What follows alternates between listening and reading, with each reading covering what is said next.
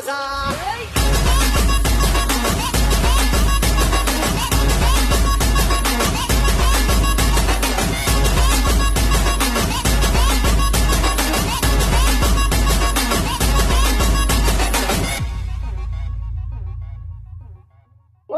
बाबाईची हाक ऐकली देवान, सत्वर रणी धावला. उभा टाकला खडक त्रिशूल घेऊन,